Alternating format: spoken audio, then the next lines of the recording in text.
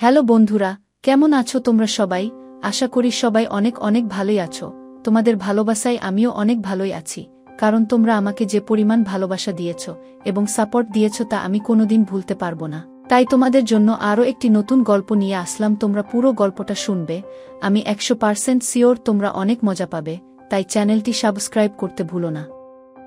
বাংলা বিভাগের অনার্স প্রথম বর্ষের ওরিয়েন্টেশন ক্লাস শুরু হওয়ার কথা ছিল ঠিক 9টা থেকে, অথচ স্যাররা এখনও আসেননি। ছাত্রছাত্রীরাও ধীরে সুস্থে একজন করে আসছে। একজন আরেকজনকে দেখে আনন্দে হট্টগোল লাগিয়ে দিচ্ছে। আগে থেকেই একে অপরকে চেনা তাদের। কারণটা হলো অনলাইনে তারা সবাই একই গ্রুপের সদস্য ছিল। তাই এখন শুধু হাসি মুখে কেমন আছিস বলা বাকি। তোমার নাম কি, বাসা কই, এসব আর জিজ্ঞেস করার প্রসঙ্গ এখন আসে না। সময় করে সকলে তাদের আসন গ্রহণ করল। ছেলে 50 আর মেয়ে 50 জন। অবশ্য আরও আছে। রিলিজ স্লিপের কাজ শেষ হলেই মোট সংখ্যার চার্ট হাতে আসবে। এতদিন পর ক্লাসটা যেন হৈহুল্লোড়ে বিঁধে গেছে। ঠিক 10টার সময় 3 জন স্যার আর 2 জন ম্যাম আসলেন ক্লাসে। হাসিমুখে এক করে তাদের পরিচয় বলে দিলেন। একজন স্যার জানালেন তিনি ট্রেনিংয়ে যাবেন। তার বদলে গেস্ট স্যার ক্লাস করাবেন আজ থেকে। সে সময়ে তার ফোনে একটা কল আসায় তাকে রুম ছেড়ে চলে যেতে হলো। তার পরপরই সানগ্লাস পরে স্টুডেন্টের মাঝ থেকে এক তরুণী স্যারের জায়গায় গিয়ে দাঁড়িয়ে বলল, শোনো সকলে, আমি হলাম তোমাদের গেস্ট টিচার। আমার কথা মনোযোগ দিয়ে শুনবে। আচ্ছা, ওসব পরে বলছি। আগে শোনো, আমার বাসার মরিচের গুঁড়া শেষ, হলুদ ও শেষ। ওগুলো কিনতে হবে, বুঝলে? বাজারের যে অবস্থা, নতুন বাজেট করলো কিনা। সবাই হাসতে হাসতে শেষ। যে স্যার মাত্র চলে গেলেন উনি এমন করে কথা বলেন সব সময়। তাকেই কপি করছে মেয়েটা। অফলাইনে ক্লাস হবার আগে তাদের কিছুদিন অনলাইনে ক্লাস হয়েছিল। তাই স্যার ম্যামদের সাথে আগে থেকেই সবার পরিচয় আছে। মেয়েটা কোমরে হাত দিয়ে বলল, আবার শোনো। আচ্ছা, ওসব পরে হবে। আগে শোনো আমার সংসার আর বাচ্চা কাচ্চার কথা। এবার কেউ হাসল না। সবার চোখ দরজার দিকে। হাসির কথা, তাও কেউ হাসল না বলে আশ্চর্য হয়ে মেয়েটা কোমরে হাত রাখা অবস্থায় সেদিকে তাকালো। একটা ছেলেকে দেখে কোমর থেকে হাত নিচে ঝুলে গেছে মেয়েটার। ঢোক গিলে এক দৌড়ে সে তার আগের জায়গায় ফিরে গেছে। ছাই রঙের পাঞ্জাবি পরা ছেলেটা এগিয়ে এসে স্যার যেখানে দাঁড়ায় সেখানে দাঁড়ালো। সবাইকে সালাম দিয়ে ইশারা করল বাহিরে দাঁড়িয়ে থাকা দুটো তরুণকে। তারা ধরাধরি করে এক বালতি গোলাপ নিয়ে হাজির হয়েছে। আরেকবার বেরিয়ে আরেক বালতি গোলাপ নিয়ে আসলো। ছেলেটি হেসে দিয়ে বলল, এই ফুলগুলো আপনাদের জন্য। আজকে প্রথম ক্লাস তো তাই। একটা মেয়ে আরেকটা মেয়ের কানে ফিসফিস করে বলল, দেখলি কি হ্যান্ডসাম ছেলেটা, তাই না রে? এটা স্যার হতেই পারে না। আমি বিশ্বাস করি না। তোকে বিশ্বাস করতে কে বলেছে? এটা আমি মানি, নিশ্চয় আমাদের গেস্ট স্যার হবেন। স্টুডেন্টের মতন তো লাগে না। আহা, আমি তো এখনই ফিদা। দাঁড়া, কয়েকটা ছবি তুলি। কলচ কলচ করে 2-4খানা ছবি তুলে নিল মেয়েটা। আর যে তরুণী এতক্ষণ মজা করছিল সে মুখের মাস্ক টেনে চোরের মতন বসে রইল। মনে মনে দোয়া করছিল যেন এটা স্যার না হয়। স্যার হলে কাঁচা চিবিয়ে খাবে তাকে। আরেক স্যারকে নিয়ে বেয়াদবি করা অন্য স্যার তো ভালো চোখে দেখবেন না নিশ্চয়। ছেলেটা ওই ছেলেগুলোকে বলছে সবার হাতে হাতে গোলাপ দিয়া। একটা মেয়ে দুষ্টুমি করে বলল, স্যার আপনি নিজের হাতে ফুল দিয়ে দিন না আমাদের। মেয়েটির কথা শুনে ছেলেটি হাসল। তার সাথে দুজনও হেসে ফেলল। হাসি থামিয়ে ছেলেটি এবার টেবিলে হাত রেখে বলল, আমি স্যার নই। আপনাদের মতনই স্টুডেন্ট। তবে আমি ফাইনাল ইয়ারের। তার মানে আপনাদের সিনিয়র ভাইয়া। আমার এখানে আসার অন্য কারণ হলো আমি আপনাদের একটা সাবজেক্ট পড়াবো আজ থেকে, যতদিন না এনামুল স্যার তার ট্রেনিং শেষ করে ফিরে আসেন। আমাকে ভাইয়া বলতে পারেন অথবা স্যার, যেটা খুশি। সেই দুষ্টু মেয়েটা বলল, ভাইয়া বলার চেয়ে স্যার বলা 1000 গুণ ভালো। অন্তত কলিজায় লাগবে না। ছেলেটা ঠোঁট গুটিয়ে হাসি আটকালো কোনো রকমে। তার সাথের গুলো হাসতে হাসতে শেষ হয়ে যাচ্ছে। হালকা করে কাশি দিয়ে ছেলেটা একটা গোলাপ হাতে নিয়ে ঘুরিয়ে টেবিলে রেখে বলল, তো আমার পরিচয়টা দিয়ে দিই। তারপর আপনাদের সবার পরিচয়টা নিয়ে নেব। প্রথম দিন আবার কিসের পড়া? আমি হলাম অর্ণব হাসান, বাংলা বিভাগের ফাইনাল ইয়ারের ছাত্র। আমাদের পরীক্ষা তো আর 1 মাস পরেই। শুধু এই মাসটা আমি আপনাদের পড়াতে পারব। আমার বাসা গ্রামের বাড়ি কুমিল্লা। আমি এখানে মেশে থাকি। পড়াশোনা ইন্টার থেকে ঢাকাতেই। এবার আপনারা একটা করে গোলাপ নিন আর পরিচয়টা দিয়ে দিন। আমাকে আমার নিজের ক্লাসেও যেতে হবে আজ। তার আগে এই দুই ভাইয়ার সাথেও পরিচয় হয়ে নিবেন। তারা অবশ্য আমার ক্লাসমেট না। একজন সেকেন্ড ইয়ার, আরেকজন থার্ড ইয়ার। সম্পর্কে বড় ভাইয়া আমরা তিনজন। বাকি দুজন দাঁত কেলিয়ে সামনে এসে দাঁড়ালো। অর্ণব যে ফুলটা টেবিলে রেখেছিল সেটা ছো মেরে নিয়ে নিল সেই দুষ্টু মেয়েটা। আমি হলাম তপন কুমার। সেকেন্ড ইয়ারে পড়ছি। আর আমি হলাম মৃদুল রহিম। আমি আর অর্ণব সেম ইয়ার। সে সবসময় আমাকে জুনিয়র প্রমাণ করতে চায়। তাকে ক্লাস শেষে ধরা দিব। এখন আপনারা পরিচয় পর্ব শুরু করুন। অর্ণব হাসতে হাসতে গোলাপের বালতিটা তুলে ধরল। প্রথম বেঞ্চ শেষ করে দ্বিতীয় বেঞ্চে এসে কিছুক্ষণ আগে স্যারকে কপি করা মেয়েটাকে দেখে হাতের বালতিটা নিচে রেখে হাত ভাঁজ করে দাঁড়াল। মেয়েটা সোজা হয়ে দাঁড়িয়ে মাস্ক টেনে মুখটা আরও ঢাকার চেষ্টা করছে। মাস্ক খুলে বলুন। কানে কম শুনি তো। কিছু বুঝি না। মেয়েটা বিড়বিড় করে কিসব বলে মাস্ক সরাল। চুলগুলোকে কানের কাছে গুজে দিয়ে আস্তে করে বলল, আমার নাম জ্যোতিকা মিনময়ী। আদর করে সবাই জুথি ডাকে। ইন্টারে পড়েছি চট্টগ্রামে। আমরা আদর করে জুথি ডাকব না, মিনময়ী ডাকব আপনাকে। স্যারকে নকল করা বেয়াদবি ছাড়া আর কিছুই না। এনামুল স্যার যদি দেখতেন মনে কষ্ট পেতেন। জানেন আপনি, স্যারকে সম্মান দেয় না আমাদের আর কতটুকু দেবে হায় রে। জুথি মাথা নিচু করে দাঁড়িয়ে আছে। অর্ণব ওর পাশের মেয়েটার সামনে গোলাপ রেখে বলল, আপনাকে গোলাপ দিচ্ছি না। এটা আপনার শাস্তি। অর্ণব অন্য বেঞ্চে যেতে যেতে বলল, হ্যাঁ আপনি কাঁদেন না। আমিও আপনার কান্না দেখতে যাচ্ছি না। আপনার গোলাপ আমি একজন পথশিশুকে। জুথি রাগে আর বসলই না। তাকিয়ে রইল অর্ণবের দিকে। অর্ণবও আর তাকায়নি। জুথি বসে গিয়ে দাঁতে দাঁত চেপে বলল, যেন আমি তার বাপরে নিয়ে অ্যাক্টিং করছিলাম। তো আপনারা এবার রুটিনটা লিখে নিন। সবাই খাতা কলম বের করুন। প্রথম ক্লাস এনামুল স্যারের বদলে আমি নেব, এরপরের ক্লাস রোজিনা ম্যাম আর নেক্সট ক্লাস সজীব স্যারের। এমন করে বাকি দিনগুলো হবে। জুথি খাতায় লিখে রাখল, প্রথম ক্লাস কোনোদিন হবে না। আজ 3টা বছর হয়ে গেছে তোমার ছেলে বাড়ি ফেরে না। এরকম রাগ করে থাকলে চলে, একবার বলো না আসতে। তুমি বললে ঠিক আসবে। বাপ কেন ছেলের কাছে নিচু হবে? তোমার ছেলে পারে না নিচ থেকে আসতে বাড়ি, সে নিজের ইচ্ছায় ছেড়েছে। আমি তাকে ছাড়তে বলিনি। ছাড়তে বাধ্য করেছিলে। আমি কিছু জানি না। এবার ঈদে তুমি ওকে আসতে বলবে। সাবিনা তুমি ভেবে বলছো তো? আমি কিন্তু তোমার ছেলেকে আসতে বললে সে যদি আসে তবে সেই কথা আবারও উঠাবো যেটার কারণে সে 3টা বছর আগে বাড়ি ছেড়েছিল। আমার মেয়েটার বিয়েতে তো আর কোনো কিছু বাদ রাখুনি। ইচ্ছামতো আনন্দ করেছিলে, তা ওরা যে বাড়ির মুরব্বীদের কত সুন্দর শাড়ি দিল সেটা দেখতে আসছো না কেন? আমি সকাল থেকে অপেক্ষার প্রহর গুনছিলাম কখন বুবু আসবে। তুমি আসছো না দেখে আমি চলে এসেছি। 3টা শাড়ি এনেছি সঙ্গে করে। তোমার যেটা ভালো লাগে রেখে দাও। সানিমের আম্মা দিচ্ছেন এগুলো আমাকে। আমি রিনির দাদিকে একটা দিচ্ছি। বাকিগুলো নিয়ে তোমার কাছে চলে এলাম। অর্ণবের আম্মা ভাত বসাচ্ছিলেন। তার বোন রুবাইতার কথা এতক্ষণ শুনছিলেন তিনি। ভাত বসানোর কাজ সেরে হাত মুছতে মুছতে সোফায় বসলেন উনার সামনে। শাড়িগুলোতে হাত বুলিয়ে আশ্চর্য হয়ে গালে হাত রেখে বললেন, ওমা, এসব তো দেখি আজকালকার যুগের মেয়েদের শাড়ি। পরলে তো শরীরেই থাকবে না। বুবু কি যে কও, সানিমের আম্মার পছন্দে কেনা? তুমি তো জানোই তিনি সব মডার্ন পছন্দ করেন। আচ্ছা আমি এই লালটা রাখি, আমার কুসুমের জন্য। তোমার কুসুম মানে? ওহ, মনে পড়েছে।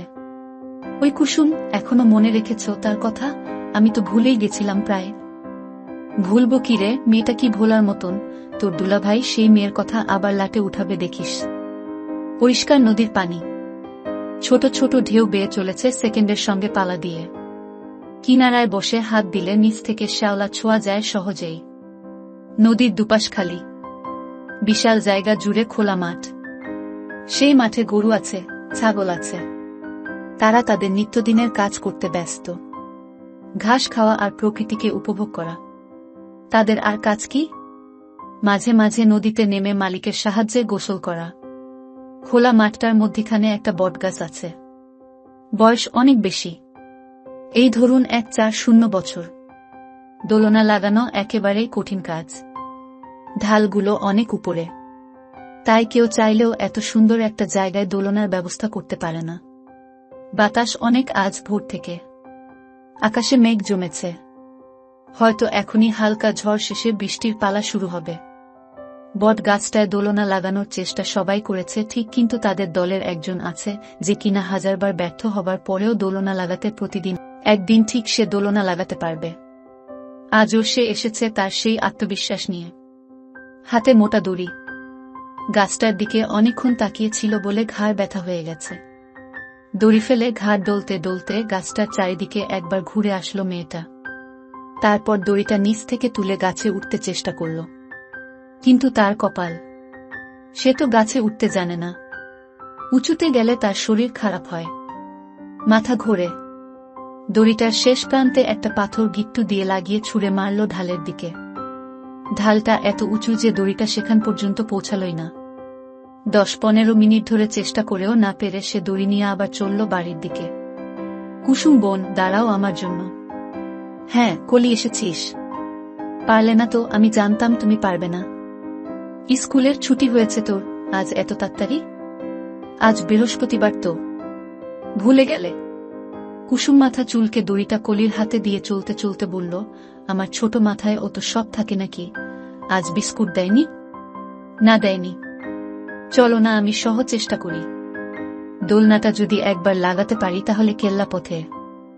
না, আমি এতক্ষণ বহুত কষ্ট করেছি, পারিনি। কাল আবার চেষ্টা করব।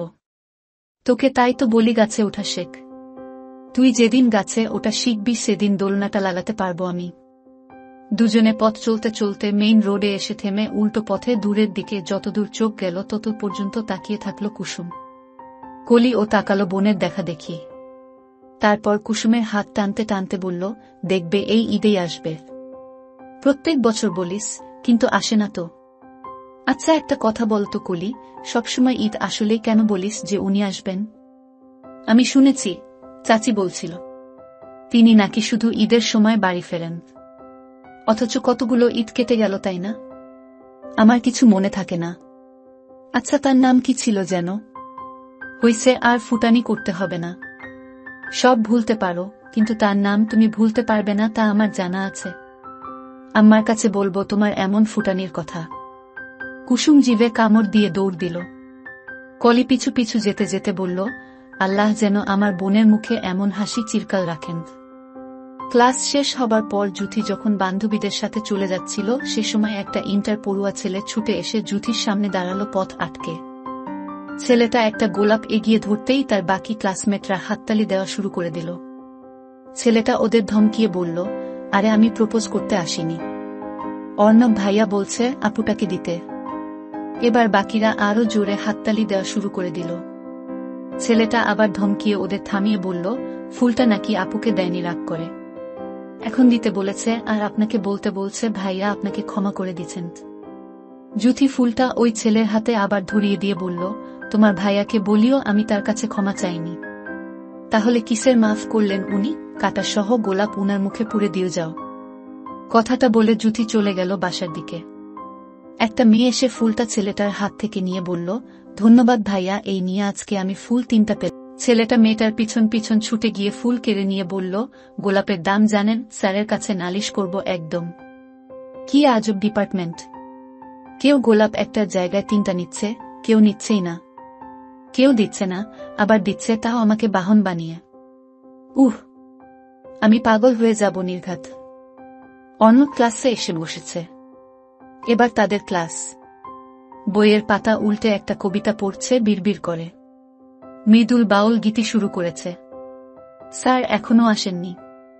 হঠাৎ আদিল ছুটে এসে গোলাপটা অর্ণবের সামনে রেখে বলল, ভাইয়া ওই আপু তো গোলাপ নিল না। অর্ণব বইটা বন্ধ করে মৃদুলের হাসি শুনে ওর মুখের দিকে তাকাল। মৃদুল ফুলটা নিয়ে হাত দিয়ে মুছতে মুছতে বলল, এই অর্ণবের হাতে ফুল নিতে মেয়েরা অপেক্ষা করে, আর ওই মেয়েটা কিনা ইগনোর করল, ভাবা যায়? অর্ণব ফুলটা নিয়ে বলল, আগে ইগনোর আমি করেছি, পরে সে ইগনোর করল।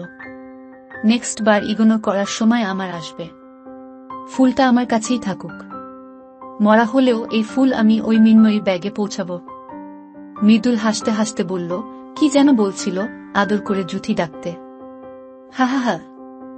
অর্ণব ফুলটাকে বইয়ের পাতায় রেখে বইটা বন্ধ করে বলল, আমি আদর করে তাহাকে বরং ক্ষতি ডাকব। আজ প্রায় 1 বছর পর অর্ণবের বাবা মা কুসুমদের বাড়ি যাচ্ছেন। অর্ণবের সাথে তাদের কোনো কথা হয়নি, হলে পরেরটা পরে দেখা যাবে। এখন যাচ্ছে কুসুমকে একবার সাথে করে তাদের বাড়ি নিয়ে আসতে। এরপর অর্ণবকে জোর করে হলেও বাড়ি এনে ছাড়বেন। অর্ণব আজ পর্যন্ত কুসুমের মুখ দেখেনি, দেখলে সে কিছুতেই না করতে পারবে না, যেমন রূপ তেমন সে রূপের মায়া। এইসব ভেবে রেখে নিশ্চিত হয়ে তারা কুসুমদের বাড়িতে আসছেন। আজ আসার সময় তাকে সঙ্গে নিয়ে আসবেন। বাড়িতে যাবার আগে কুসুমের বাবাকে বলেই তারা রওনা হয়েছেন। অর্ণবদের বাড়ি থেকে কুসুমদের বাড়ি তেমন একটা দূরে না, ঘন্টা 2 লাগে, কিংবা তার ও কম। কুসুম বাড়িতে আসার পরই দেখল মা আর কলি হঠাৎ ব্যস্ত হয়ে পড়েছেন। কারণটা সে একেবারে ভাবতেও পারেনি। মা ওর মুখ টিপে ধরে পাউডার লাগিয়ে দিতে দিতে বললেন, সারাদিন ইতরের মন ঘুরে বেড়াস। তোর মতন যুবতী মেয়েদের ঘরের কাজের বাহিরে যদি কোনো কাজ থাকে তো সেটা হলো সাজনগুজন। সেটা তো তোকে দিয়ে জীবনে করাতে পারি না। তা তো শুনতে শুনতে কান পেকে গেছে। তো এই ভর দুপুরে আমাকে ধরে সাজাইতাছ কেন? কলি ফিক করে হেসে চোখ মেরে বলল, তোমার জামাই আসবে তাই। কুসুম আশ্চর্য হয়ে নিজেই উঠে চলে গেল ঘর থেকে। মা পিছু পিছু এসে বললেন, আরে যাস না, সে আসবে না। তোর চাচি, আম্মা আর চাচা আসবেন। কুসুম থেমে গেল। ভীষণ মন খারাপ হলো তার। হাতে কয়েকটা ইটের ভাঙ্গা টুকরো নিয়ে চলল নদীর দিকে। সেখানে মাটিতে বসে একটা একটা করে ইটের কণা ছুঁড়ে মারতে মারতে বলল, আমার সাথে তার কিসের শত্রুতা? কেন আমায় তিনি একবার সচক্ষে দেখতে চান না? তার নামের সাথে আমার নাম জুড়েছে এত বছর হলো। আমি কি দেখতে এতটাই ওহ আচ্ছা, আমি মূর্খ বলে? সে কি জানে না আমি ছোট থেকে ভারতে ছিলাম নানার বাড়ি। সেখানে এমন জায়গায় ছিলাম যেখানে পড়াশোনার বালাই ও ছিল না।